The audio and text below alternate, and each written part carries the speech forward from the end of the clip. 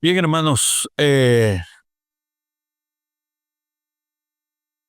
realmente ha sido un verdadero deleite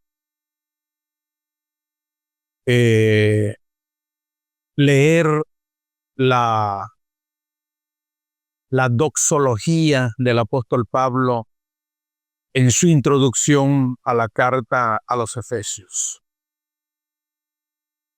Esa profunda alabanza que él expresa en el capítulo 1 del 3 al 14, de verdad que es un deleite.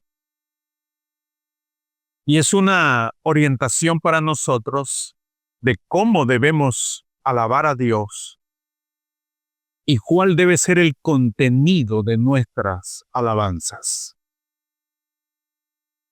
El apóstol Pablo en su carta nos enseña a quién alabar y cómo alabarlo. En esa alabanza y en esa doxología que condensa toda la teología y que condensa todo el fundamento de nuestra fe, de la fe de la iglesia. Y esto, pues, nos ayuda a entender que no existe en toda la Biblia un compendio que resuma todo lo que es el plan de redención de Dios para con el hombre. Eso lo resume Pablo, el apóstol, en su alabanza que expresa desde el versículo 3 hasta el versículo 14. Luego que Pablo, el apóstol, eleva esta alabanza, eleva este canto, esta adoración al Señor, él entonces expresa una oración. Es cuando él comienza a orar por la iglesia. Pero ¿qué es lo que el apóstol Pablo ora a Dios a favor de la iglesia? ¿Qué es lo que Pablo ora? ¿Cómo lo hace? ¿Y qué podemos nosotros aprender en nuestra disciplina de oración? Porque una de las cosas que nosotros debemos trabajar es cómo orar bien, cómo interceder, cómo rogar y cómo pedirle a Dios. ¿Y qué debemos pedirle a Dios? ¿No es cierto que nuestro mayor esfuerzo está en rogarle a Dios por las cosas materiales? Siempre nuestro ruego está girando en un mejor trabajo, provisión material, por salud, por mejoras en nuestras condiciones humanas. Allí gira nuestro ruego. Por lo general, cuando nosotros estamos delante de Dios. Pero el apóstol Pablo nos enseña cómo debemos rogar a Dios. Y en este texto que vamos a leer a continuación, vamos a aprender del apóstol Pablo cómo él oraba por la iglesia. Y es interesante porque esto nos va a ayudar a corregir nuestro sentido de oración. Invito, por favor, que busquen en sus Biblias la carta a los Efesios, el capítulo 1. Seguimos en el capítulo 1. Vamos a leer del 15 hasta el 23. Pero la oración del apóstol está desde el versículo 16 hasta el 19. Pero para que estemos en el contexto de este párrafo completo, vamos a tomarlo desde el versículo 15 hasta el versículo 23. Por favor, ubiquen en sus Biblias ese párrafo. Efesios, carta del apóstol Pablo a los Efesios, desde el capítulo 1, versículo 15 hasta el versículo 23.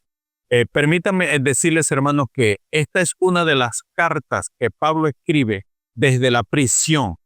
Pablo, cuando escribe esta carta, está preso en Roma. Está preso. Pero fíjese cómo un hombre, un creyente que está en condiciones inhóspitas, un creyente que está privado de su libertad y que está amenazado de muerte, cómo ora aún estando desde la cárcel, cómo ora por la iglesia. Vamos a leer. Dice así: por esta causa. ¿Cuál causa? Otras versiones dicen por esta razón. ¿Cuál razón? Pues lo que él habló anteriormente, las razones que él da anteriormente. Por esas razones, también yo, habiendo oído de vuestra fe en el Señor Jesús y de vuestro amor para con todos los santos, no ceso de dar gracias por vosotros, haciendo memoria de vosotros en mis oraciones. ¿Qué es lo que está orando Pablo? Pablo ora para que el Dios de nuestro Señor Jesucristo, el Padre de gloria, os dé espíritu de sabiduría y de revelación en el conocimiento de Él, es decir, de Cristo. ¿Qué más ora Pablo? Pablo ora para que, alumbrando los ojos de vuestro entendimiento, para que sepáis cuál es la esperanza a que Él os ha llamado y cuáles las riquezas de la gloria de su herencia en los santos, y cuál la supereminente grandeza de su poder para con nosotros, los que creemos, según la operación del poder de su fuerza, la cual operó en Cristo, resucitándole de los muertos y sentándole a la diestra en los lugares celestiales, sobre todo principado y autoridad y poder y señorío, y sobre todo nombre que se nombra no solo en este siglo, sino también en el venidero. Y sometió todas las cosas bajo sus pies, y lo dio por cabeza sobre todas las cosas a la iglesia, la cual es su cuerpo, la plenitud de aquel que todo lo llena en todo. Amén. Aquí está, luego de la alabanza que Pablo hace, él hace un ruego por la iglesia. Y es interesante, hermanos, porque hemos aprendido que la iglesia de Éfeso era una iglesia que estaba bien enseñada, una iglesia que estaba muy bien instruida en la palabra, una iglesia muy poderosa en el contenido de la palabra, porque tuvo muy buenos pastores. Era una iglesia robusta espiritualmente. Pero es interesante que el apóstol, luego que él hace esa alabanza a Dios, él comienza a orar por la iglesia, a favor de la iglesia de Éfeso. Pero antes de orar por la iglesia, él tiene una gratitud a Dios por la iglesia. El versículo 15 dice, explicando que por las razones anteriormente que el apóstol estaba exponiendo en su alabanza, dice que lo que lo motiva a él, según el versículo 16, que dice, no ceso de dar gracias por vosotros. ¿Cuáles son las razones por las cuales el apóstol Pablo da gracias a Dios por la iglesia? El versículo 15 lo explica. El versículo 15 dice dos razones por las cuales el apóstol Pablo no cesa de dar gracias a Dios. Por los creyentes, por la iglesia. ¿Y cuáles son esas dos razones? Porque él desde la prisión ha oído buenas noticias de la iglesia. ¿Cuáles son las buenas noticias que el apóstol Pablo ha oído de la iglesia? Dice, de vuestra fe en el Señor Jesús. Es decir, que la iglesia fue creciendo en la fe, creciendo en el conocimiento del Señor Jesucristo. Y esto agradó al apóstol Pablo. Y por esa razón le da gracias a Dios, porque la iglesia fue creciendo, se fue fortaleciendo en la fe. La fe es robusta en la iglesia. Qué importante es esto, que nosotros podamos agradar a Dios, creciendo en la fe, fortaleciéndonos en la fe. Y la otra razón, Pablo lo dice más adelante, haber oído de vuestra fe en el Señor Jesús. Y la otra razón, y de vuestro amor. Era una iglesia amorosa. Era una iglesia que expresaba el amor a Dios, sirviendo a los santos, sirviendo a los creyentes.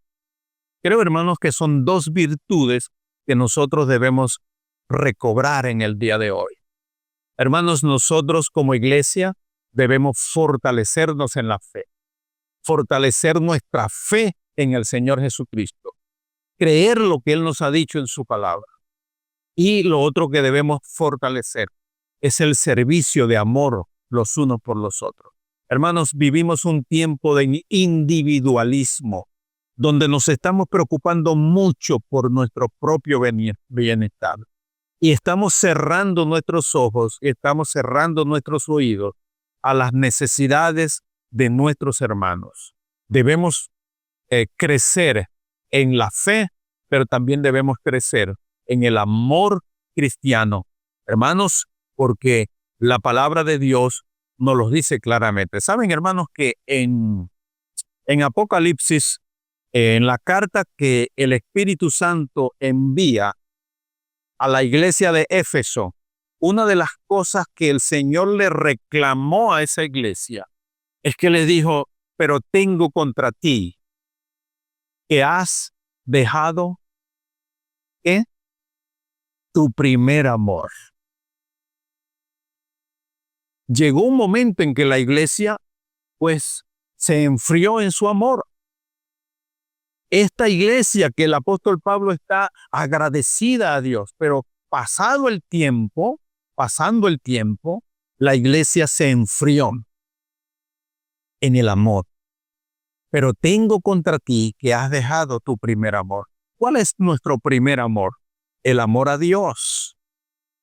Y llega un momento, hermanos, cuando somos golpeados por las crisis, las pruebas, las angustias, las enfermedades, cuando la vida del creyente es sometida a mucha presión, es posible que nuestro amor por el Señor se vaya enfriando. ¿Cómo se evidencia? Bueno, hermanos, en nuestra respuesta en el servicio a Dios, en nuestra respuesta para atender las necesidades de los hermanos.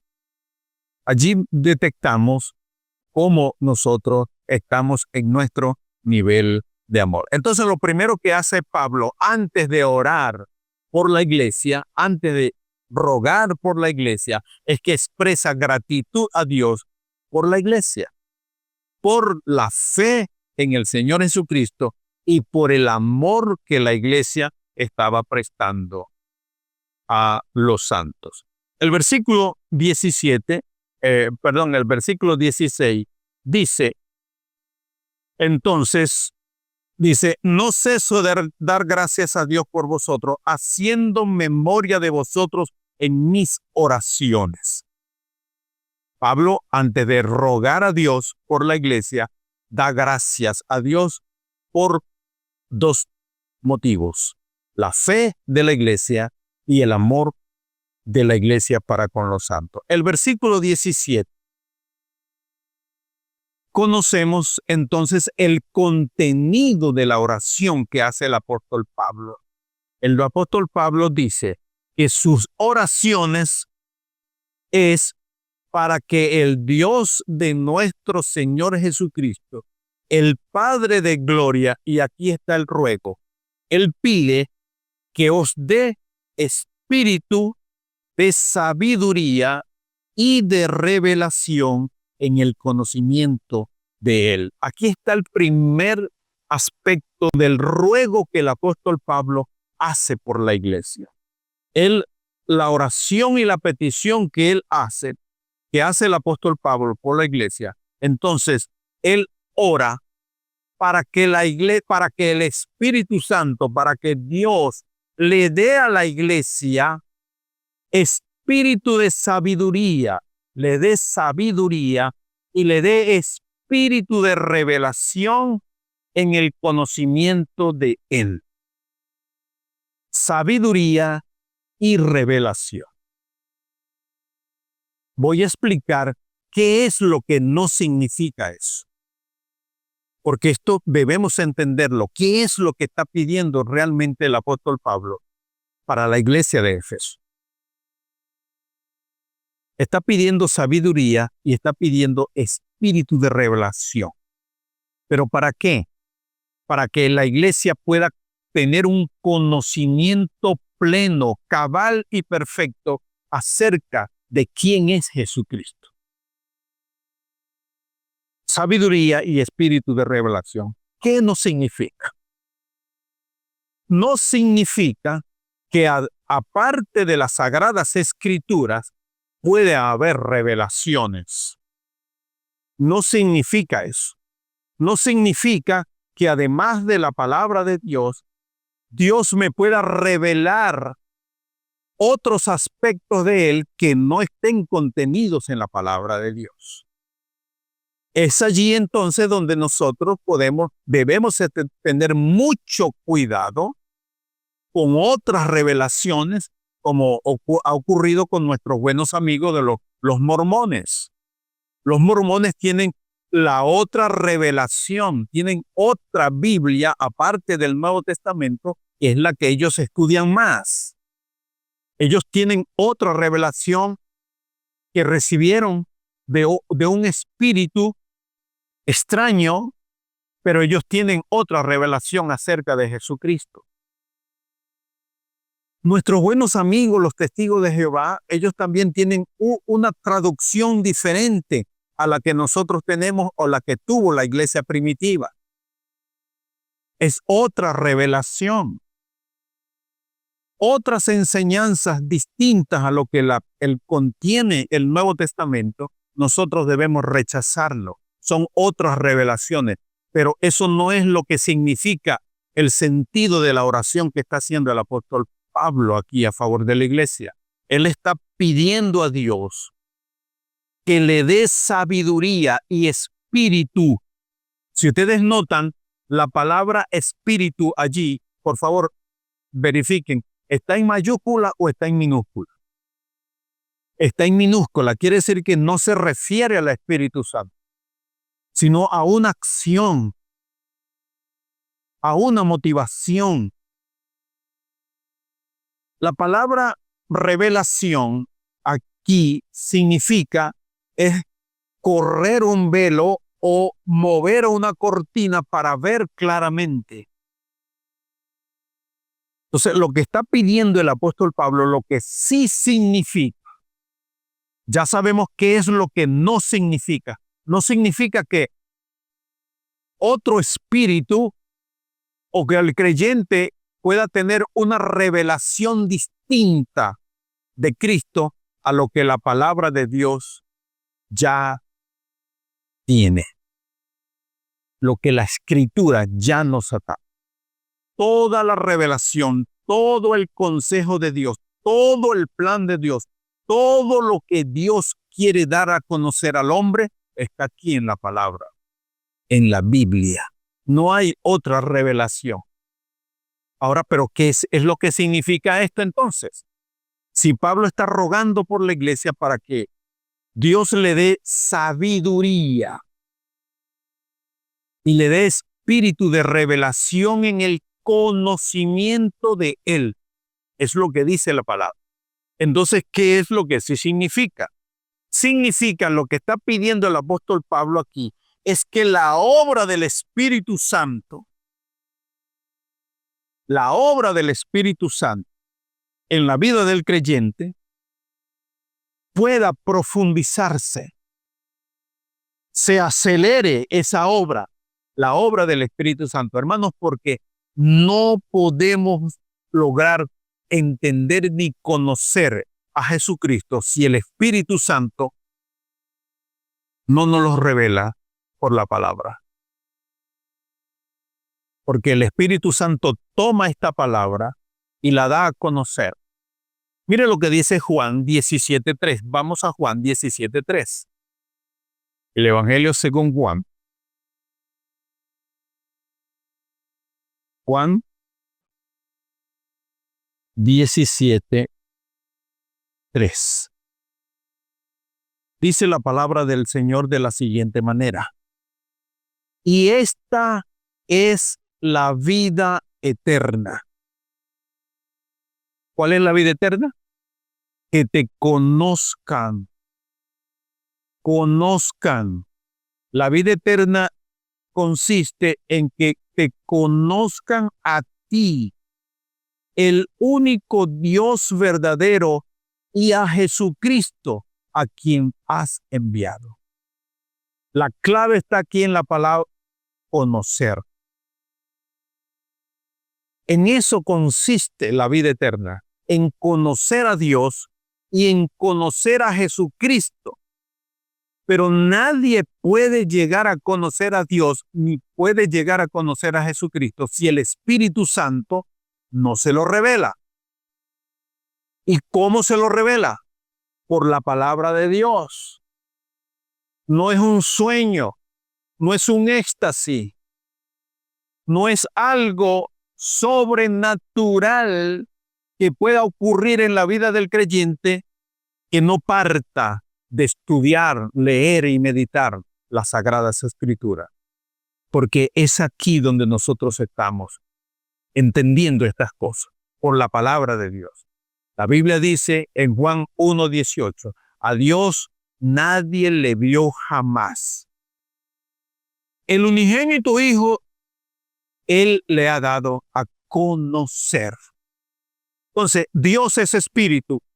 Nadie podía conocer a Dios a menos que el Señor Jesucristo haya encarnado para dar a conocer todo lo que de Dios el hombre desconocía.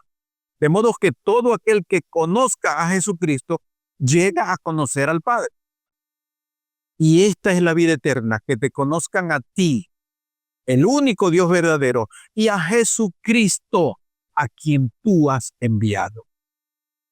Ahora, amados hermanos, hay un relato que es impresionante que debemos meditarlo, y está en el Evangelio de Lucas, capítulo 24. Y esto es muy interesante, muy interesante. El Evangelio de Lucas 24:25, encontramos aquí el caso de unos discípulos que habían conocido la humanidad de Jesucristo, habían visto sus milagros, habían andado con Él, habían oído sus enseñanzas, pero no conocían a Cristo. No lo conocían. Que es lo que llama la atención, la preocupación o en el ruego que hace el apóstol Pablo a favor de la iglesia, que ese ruego tenemos que nosotros hacerlo nuestro también, porque esto es precisamente lo que está pasando con nosotros. Nosotros venimos a la iglesia, oímos las predicaciones, entendemos algunas cosas, pero no conocemos realmente a Jesucristo. Mira lo que ocurrió con estos hombres aquí. Versículo 25 del capítulo 24 de Lucas, dice la palabra de Dios. Entonces esta es la conversación que tuvo Jesús con estos hombres. Entonces Él les dijo, oh insensatos y tardos de corazón para creer todo lo que los profetas han dicho. ¿No era necesario que el Cristo padeciera estas cosas y que entrara en su gloria? y comenzando desde Moisés y siguiendo por todos los profetas, les declaraba en todas las escrituras lo que de él decía. Llegaron a su aldea, a la aldea donde iban, y él hizo, o sea, Jesús hizo como que iba más lejos, mas ellos le obligaron a que se quedase, diciendo, quédate con nosotros, porque se hace tarde y el día ya ha declinado. Entró pues a quedarse con ellos, y aconteció que estando sentado con ellos a la mesa, tomó el pan y lo bendijo, lo partió y les dio.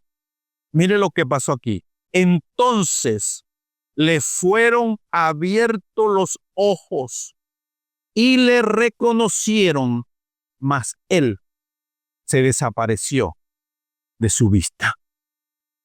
Miren, hermanos, qué interesante es este relato.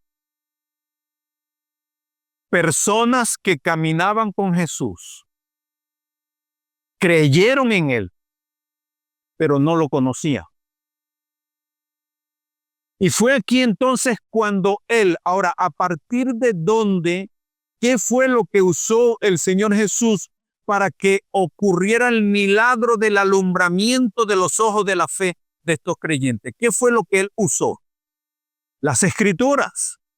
Porque comenzando por Moisés y luego por todos los profetas y por todos los salmos, les declaraba todo lo que de él decían las escrituras. Hermanos, solamente a través de las sagradas escrituras podemos tener la revelación del conocimiento de Jesucristo en nuestras vidas. Solo a través de la. No son visiones, no son sueños, no son éxtasis que un creyente de manera privada pueda tener para poder conocer a Cristo. He oído de personas que han dicho que han ido, que han muerto y han ido al cielo y han visto por allá a todos los santos y a todos los profetas, y luego en ese mismo sueño han ido al infierno y allá han visto a grandes artistas y políticos y personas, y también fueron al cielo y fueron al infierno. Y entonces dicen que eso es una revelación de Dios. Eso es una locura. Todo eso son cosas falsas y mentirosas. La única revelación veraz y verdadera, creíble, que nosotros podemos tener de las cosas espirituales es lo que la palabra de Dios nos pueda enseñar, y mayormente acerca de la persona del Señor Jesucristo. Entonces ahora entendemos qué significa que el apóstol Pablo ora por la iglesia para que Dios le dé sabiduría y le dé espíritu de revelación en el conocimiento de él. Este conocimiento, amados hermanos, conocer a Cristo va mucho más allá de un curso discipulado, va mucho más allá de cualquier estudio o de cualquier información. Nosotros tenemos mucha información acerca de Jesucristo, pero no lo conocemos. No lo conocemos. Hace años, cuando estuvimos de visita en Medellín, mi yerno Arnold me regala una invitación a un congreso teológico que se realiza ya, yo no sé si es anualmente o cada cuánto tiempo. Se llama Muestra Cristo. Y a mí me llamó la atención porque uno de los oradores o de los expositores de ese congreso era un pastor de mucho renombre. Yo he leído varios libros de él, yo lo he visto. Yo tengo conocimiento de ese pastor, de ese teólogo, pero no lo conocía personalmente. Eso me motivó y fuimos. Creo que eran 2 días ese evento. Hermanos, pero mi mayor motivación era conocer a ese pastor. conocerlo. Yo había oído de él, había leído libros de él, lo había visto, pero no lo conocía. Bueno, algo similar así ocurre con nosotros. Tenemos mucha información acerca de Jesucristo, pero no lo conocemos. Y esto es lo que el apóstol Pablo está orando. Hermanos, si esta es una exhortación para nosotros, que en nosotros debe haber un espíritu, una motivación para conocer profundamente y más al Señor Jesucristo. Pero ¿cómo ocurre esto, hermano? ¿Cómo puedo yo tener sabiduría y cómo puedo tener revelación en el conocimiento, una profundidad, un acercamiento que sea vibrante, que sea transformador? Amados hermanos, el conocimiento que debemos tener acerca de Jesucristo debe ir más allá de la información que nosotros tenemos. El conocimiento de Cristo tiene que ser transformador. Transformador. Debemos, una vez que conozcamos a Cristo, hermanos, nuestra vida tiene que comenzar a experimentar cambios, porque es imposible que aquel que permanezca en la presencia de Jesucristo no pueda ser transformado. Debe ser transformado. Entonces, el ruego que hace el apóstol Pablo a favor de la iglesia es que ellos tengan sabiduría y tengan espíritu de revelación en el conocimiento de Él, en el conocimiento de Jesús. Yo les animo, amados hermanos, que ustedes puedan, ese conocimiento que tengan de Cristo aquí, ese conocimiento pueda comenzar a transformarlos a ustedes en todas las áreas de nuestra vida. Transformación, cambio, esa metamorfosis espiritual realmente en nosotros. Bueno, dice el versículo 17, sigue Pablo en su ruego, dice el versículo 18, la otra parte de su ruego. Él dice, alumbrando los ojos de vuestro entendimiento. Eso es la otra parte del ruego que hace el apóstol Pablo. Otras versiones dice, alumbrando los ojos de vuestro corazón. Otras versiones hablan de corazón, pero Reina y Valera habla de entendimiento, alumbrando los ojos de vuestro corazón o de vuestro entendimiento. Aquí hay una metáfora. Es una figura que usa el apóstol Pablo para ilustrar lo que debe ocurrir en la vida del creyente. Es decir, que si nosotros no recibimos esa luz divina, esa luz que el Espíritu Santo da, pues vamos a permanecer en oscuridad. Porque Él está rogando aquí que la luz de Cristo, la luz divina, encienda, alumbre, ilumine nuestros ojos del entendimiento o de nuestro corazón. Entonces el apóstol Pablo ora para que los ojos del corazón sean iluminados. ¿Qué significa esto? Que nuestros ojos del corazón, el corazón tiene ojos. Es una figura que usa el apóstol para explicar lo siguiente, porque tres cosas ocurren, o el apóstol espera que Dios obre en la vida de los creyentes. Vamos a leerlo completamente, el versículo 18. Dice, alumbrando los ojos de vuestro entendimiento. Aquí está la razón para que sepáis cuál es la esperanza a que Él os ha llamado. Esa es la primera razón. Esperanza. Para que nosotros sepamos la esperanza a la cual Él nos ha llamado. La segunda razón está. ¿Y cuál? Las riquezas de la gloria de su herencia en los santos.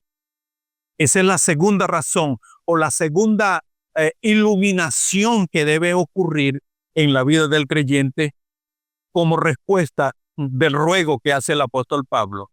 La riqueza de la gloria de su herencia.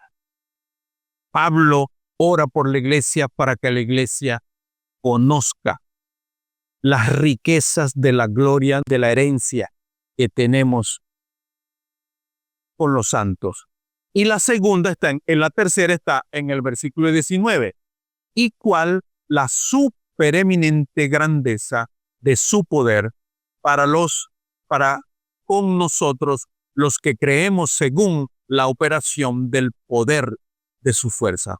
Tres cosas espera el apóstol Pablo que ocurran o que Dios responda a favor de la iglesia. Entonces, lo primero que Pablo hace en su ruego es que Dios dé espíritu de sabiduría y de revelación en el conocimiento de Él. Ya lo hemos explicado, lo que no significa y lo que sí significa. Ahora, la otra parte del ruego que hace el apóstol, él ora para que los creyentes, los ojos del entendimiento o de su corazón sean iluminados para que ocurran tres cosas. Y eso es lo que a continuación vamos a explicar. Pablo usa, como ya lo dije anteriormente, una metáfora para indicar la posibilidad de que un corazón, en la vida, en el corazón del creyente puede estar en oscuridad en algunos aspectos de la vida del creyente, sobre todo en la vida espiritual. Es posible, hermanos, que nuestro corazón esté en oscuridad o ignorando estos aspectos que el apóstol Pablo está mencionando. Ahora, es muy importante entonces cuando el apóstol Pablo ora para que los ojos de los creyentes sean iluminados para que la iglesia vea con nitidez tres cosas. Uno, para que ellos vean la esperanza a la cual fueron llamados. Cuando hablamos de esperanza, hermanos, estamos hablando de algo, se está refiriendo a cosas que están en el futuro, porque eso es la esperanza. La esperanza es un anhelo que yo quiero que se cumpla y que eso está en el futuro.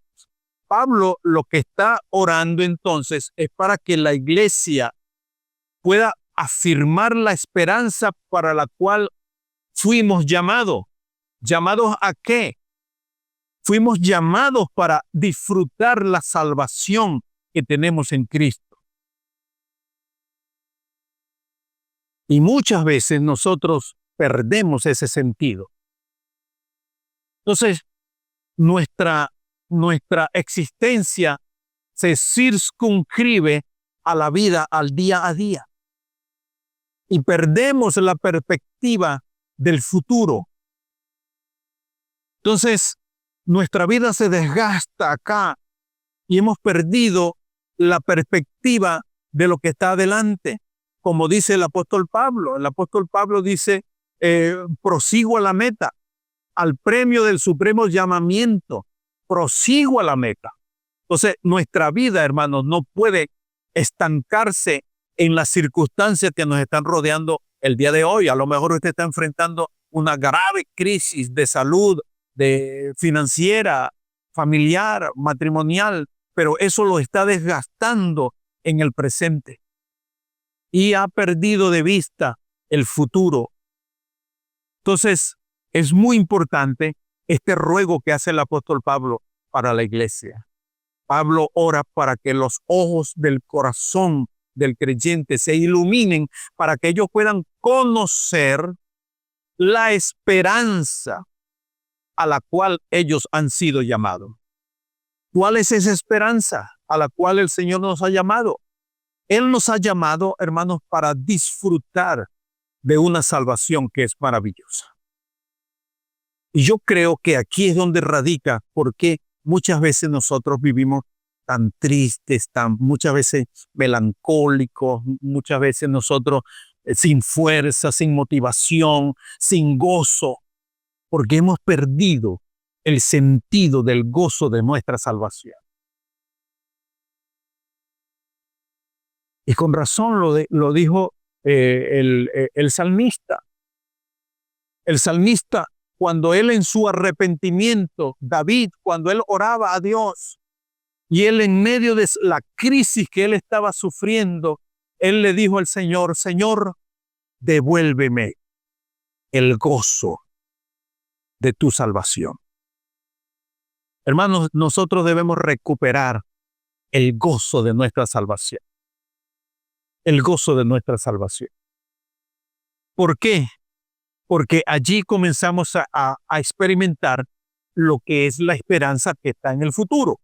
Y eso es lo que donde nosotros debemos proyectarnos. Debemos ver la vida cristiana desde el punto de vista de una perspectiva eterna.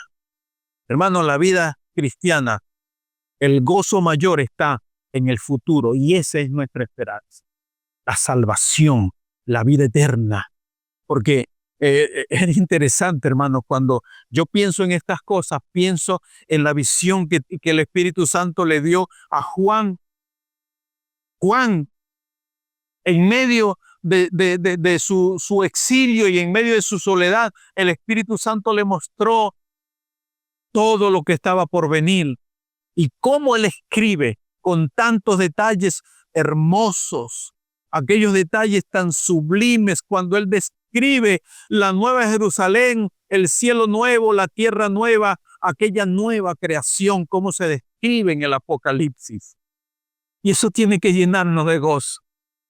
En estos días, cuando estuve oficiando en un entierro de una hermana que asistió algún tiempo acá, hermanos, yo me gozaba, en verdad, hermanos, increíble. Cuando uno pierde ese sentido de pensar de que la muerte, hermano, no es el acabose de un creyente.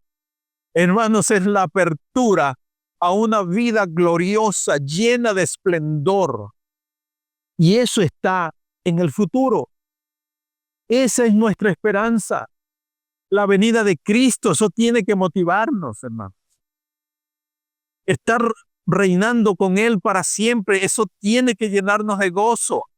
Hermanos, si nosotros amamos a Cristo acá cuando cantamos y celebramos su presencia acá todos los domingos, hermanos, eso tiene que motivarnos a pensar de que en el futuro esa gloriosa celebración será más espectacular de lo que nosotros estamos viendo acá. Hermanos, usted se imagina que cuando nosotros en el futuro estemos entre medio de pueblos, naciones, etnias, lengua de toda la historia de la humanidad y que estén todos presentes en las bodas del Cordero.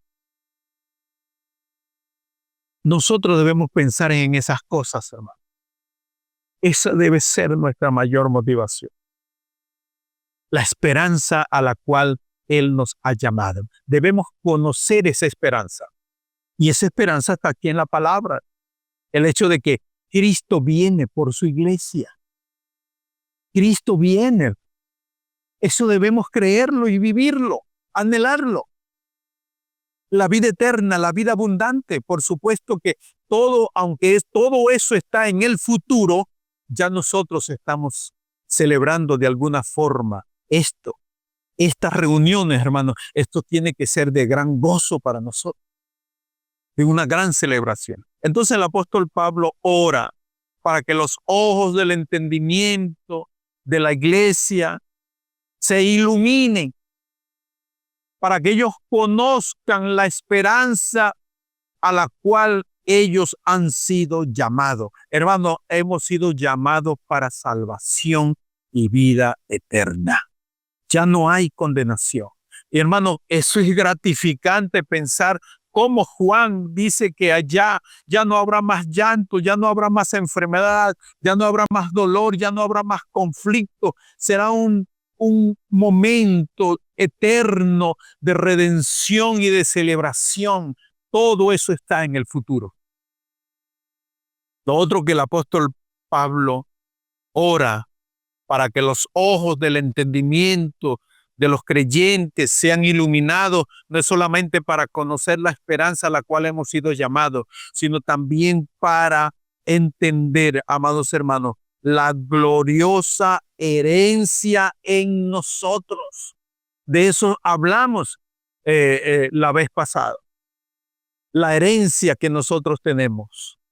Ahora, esta gloriosa herencia que nos pertenece, Pablo ora para que los corazones de los creyentes se iluminen para conocer esa gloriosa herencia. Está muy relacionado con el punto anterior.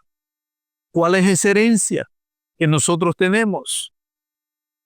¿Qué es esa herencia que nosotros tenemos? En Cristo Jesús. Hermanos, tenemos redención, tenemos perdón, justificación, santificación, la llenura del Espíritu Santo, el conocimiento, la paz, toda esa herencia espiritual. Y esto contrasta con la otra predicación falsa del Evangelio de la Prosperidad, porque cuando ellos hablan aquí o predican acerca de la herencia del creyente, hablan de fortuna, de dinero, hablan de carros, de camionetas de última gama, de viajar, de amontonar dinero, de tener aquí en esta tierra. Cuando ellos hablan de esta herencia, de esta gloriosa herencia, hablan es de fortuna, hablan es de dinero, pero eso no se refiere a eso. Hermanos, porque entonces esto sería un contraste con lo que el Señor Jesús en aquella parábola habló acerca de un hombre que era muy rico. Era tan rico que mandó a derribar todos sus graneros para hacerlos más grandes y guardar más todas las fortunas que había hecho. Y entonces se le aparecieron de noche y le dijeron, mira hombre, todo lo que has hecho, todo lo que tú has ganado, pero esta noche vienen a pedirte tu alma y de todo lo que tienes, ¿de quién será? Entonces no se refiere a él. Pero tampoco se refiere, hermanos, que nosotros vamos a vivir, no vamos a trabajar, vamos a vivir pidiendo, vamos a vivir mendigando. No, vamos a trabajar. Es muy importante. Sí, para sostenimiento de nuestra familia, el trabajo, el ahorro, la iniciativa, el emprendimiento, eso es muy importante, pero eso no es la herencia que tenemos de parte del Señor. Se está refiriendo, amados hermanos, a esa herencia, esas riquezas espirituales que nosotros tenemos en Cristo. El valor de la oración. El valor de la oración. Y cómo eso espiritualmente se suma al bienestar de la vida del creyente. La gloriosa herencia en nosotros, para nosotros, lo que Dios ha preparado para nosotros. Miren lo que dice Romanos 8:17. Romanos 8:17 dice de la siguiente manera. Romanos 8:17.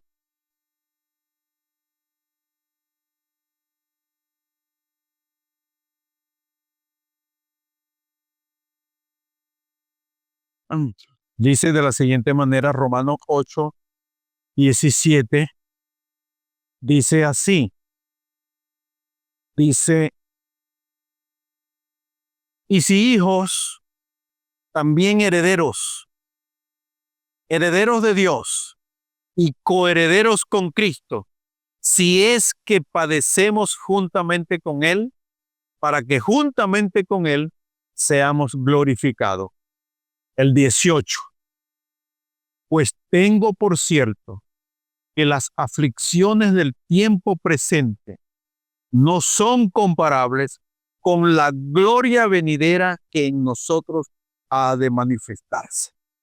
La herencia gloriosa que Dios ha preparado para nosotros es netamente espiritual, pero tiene su repercusión. Todo lo espiritual tiene su repercusión en lo físico también. Si Dios nos ha dado herencia espiritual, hermanos, también se debe reflejar en un bienestar material, físico, a través del trabajo, a través de la iniciativa, porque Dios es el que da el poder para que nosotros podamos hacer con nuestro esfuerzo iniciativas para que vivamos bien y podamos vivir tranquilamente con todas nuestras necesidades satisfechas y completas en Cristo Jesús. La herencia espiritual, la gloriosa herencia espiritual, tiene que ver netamente con lo que Él ha reservado para nosotros en la eternidad. Y eso está en Jesucristo. Filipenses 4:19 nos habla también acerca de esto. Filipenses 4:19. Filipenses 4:19 dice de la siguiente manera: mi Dios, pues, suplirá todo lo que os falte conforme a sus riquezas en gloria en Cristo Jesús. Aquí hay otra versión que dice: mi Dios pues cumplirá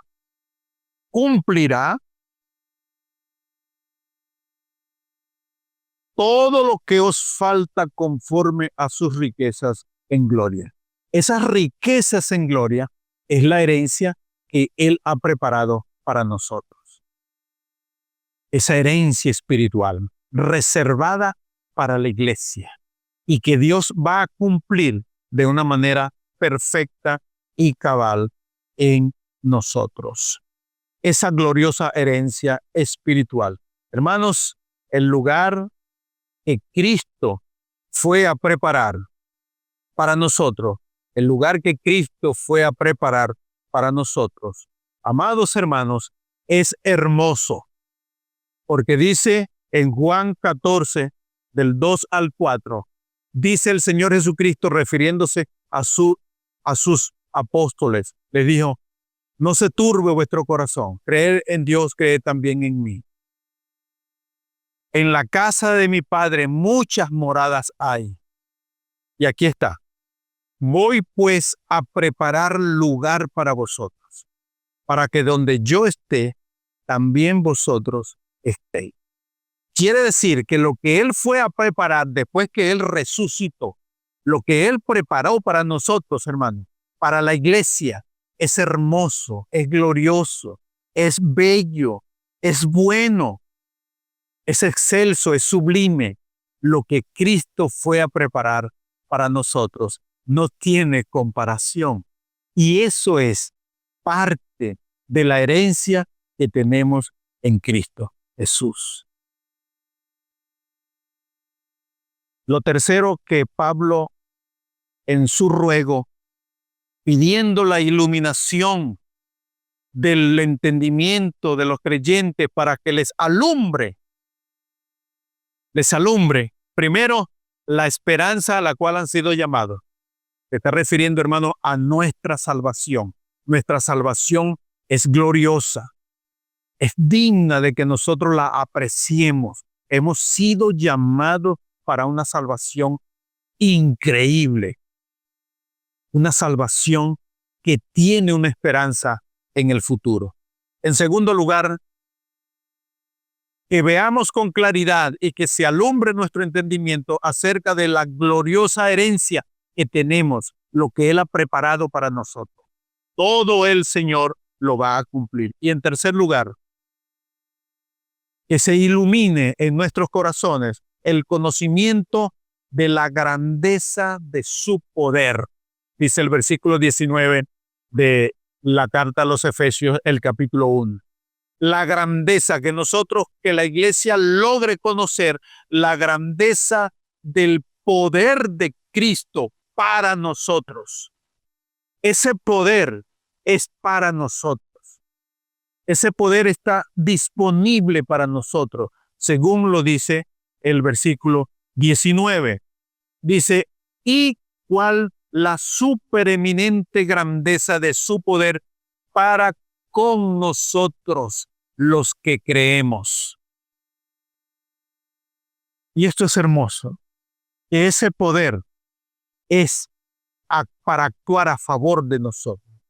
Pablo ora para que los ojos del corazón, del entendimiento, se iluminen, para que la iglesia pueda conocer la grandeza del poder de Dios. Conocer ese poder. Conocer ese poder. Aquí mismo Pablo, en su carta a los Efesios, el capítulo 6, versículo 10. Vamos a ver lo que dice. Efesios 6, 10 dice de la siguiente manera: por lo demás, hermanos míos, fortaleceos en el Señor y en el poder de su fuerza. Fortalecerse en el poder del Señor. Fortalecerse en el poder de su fuerza. ¿Qué significa eso? ¿Y cómo podemos aplicarlo a nuestra vida en el día de hoy? Primero, hermano, es que debemos entender que la grandeza del poder de Dios significa confiar. Confiar. Es confiar en Dios. ¿Qué significa confiar en Dios? Hermanos, entregar todas nuestras debilidades al control de Él. Todas nuestras debilidades, toda nuestra flaqueza, entregarla al control del poder de Dios. ¿Recuerdan ustedes al apóstol Pablo, el mismo apóstol Pablo, cuando estuvo luchando con una debilidad, estuvo luchando con un aguijón en su carne, en su cuerpo, y le rogó a Dios que le quitara aquello, hasta que el Espíritu Santo le dijo, bástate mi gracia, porque mi poder se perfecciona en la debilidad. Entonces, ¿cuándo somos nosotros fuertes? Hermanos, cuando nosotros rendimos nuestra debilidad al poder del Señor. Cuando rendimos nuestra debilidad al poder del Señor. La grandeza del poder de Dios, amados hermanos, está disponible para nosotros. Pero vamos a ver cómo es ese poder. Dice Pablo en su carta, allí en el versículo 19, 20, dice, ¿cómo es ese poder? Dice el versículo 20, 21 hasta el 23, dice cómo es ese poder y cómo actúa ese poder. Dice el versículo 20, ese poder operó en Cristo resucitándole de los muertos. Qué glorioso es eso, hermano. Que ese poder, la supereminente grandeza del poder de Dios que está a favor de nosotros para ayudarnos en nuestras debilidades, ese poder actuó en Cristo para resucitarlo de los muertos. ¿Sabe lo que eso significa? Que ese poder que está disponible para nosotros hoy actuó en Cristo para resucitarlo de los muertos. Mire, ¿qué más hace ese poder? Dice, ese poder sentó a Cristo a la diestra en los lugares celestiales. Lo resucitó, lo sentó en los lugares celestiales con autoridad a la diestra del Padre. ¿Qué más hace ese poder? Ese poder le dio a Cristo una dignidad Dice el versículo 21 que ese poder lo sentó en los lugares celestiales sobre todo principado y autoridad y poder y señorío y sobre todo nombre que se nombra, no solo en este siglo, sino también en el venidero. Qué maravilla, hermano, que ese poder que sentó a Cristo y le dio un nombre que es sobre todo nombre, y le dio autoridad, gobierno y dominio y señorío, ese poder está disponible para nosotros. Pero ¿por qué no conocemos ese poder? Eso es la razón por la cual el apóstol está orando, para que los ojos del entendimiento alumbre en ellos, para que conozcan ese poder. Conozcan ese poder. Y sigue diciendo que ese poder, hermanos, ese poder actuó de una manera tan gloriosa en Jesucristo que le dio toda la plenitud en la iglesia. Y Él es la cabeza. Y todo esto, hermanos, es la manifestación del poder. ¿Cómo podemos disfrutar ese poder, hermano? Hermanos, que tu debilidad, lo que tú estás sufriendo hoy, lo que tú estás padeciendo, deja de controlarlo tú. Deja que ya no controle. Saca tus manos de lo que tú no puedes controlar, pero que el Señor sí lo puede hacer. Él sí lo puede hacer. Porque ese poder está disponible para nosotros en el día de hoy. ¿Cómo disfrutarlo? Sencillamente, hermanos, sacando nuestras manos del control y diciéndole al Señor: tú sí puedes. Señor, tú sí puedes. Yo lo creo. Ese poder que está disponible para mí hoy, quiero que tome el control de mis debilidades, de mis flaquezas, de mis problemas, de mis angustias, de todo lo que hoy me aflige. Yo saco mis manos para dejar de pelear yo y permitir que el Espíritu Santo y su poder actúe en mí. Eso es lo que significa que nosotros podamos conocer la supereminente grandeza de su poder para con nosotros. Fíjense que ese poder está para nosotros hoy. Esto es la oración del apóstol Pablo para con la iglesia. Hermanos, yo quiero que estén en pie, que me acompañen. Vamos a terminar. Qué gran desafío para nosotros cambiar nuestra manera de orar. Hermanos, comience esta semana orando según el apóstol Pablo. Apréndase esta oración de memoria y ore como oró el apóstol Pablo, para que usted vea cómo su vida ha de experimentar cambios favorables para usted. Vamos a orar. Cierren sus ojos y díganle a Dios: Señor, gracias por esta oración que en forma de ruego el apóstol Pablo hizo hace tantos años. Señor, te ruego que esta oración que hizo el apóstol Pablo se cumpla en nuestra vida hoy. Se cumpla. Danos sabiduría, danos espíritu de revelación en el conocimiento de Jesucristo. También te rogamos, Señor, que alumbres los ojos de nuestro entendimiento y de nuestro corazón, para que nosotros podamos ver con claridad la esperanza a la cual hemos sido llamados Señor, que nosotros nos gocemos en esta salvación que tenemos en Cristo. También, Señor, alumbra los ojos de nuestro entendimiento para comprender la gloriosa herencia que tenemos en Jesucristo. Gracias, Señor, por todas esas bendiciones espirituales reservadas en los cielos para la iglesia, para nosotros los que creemos. Gracias. Nos apropiamos de esas bendiciones en el día de hoy.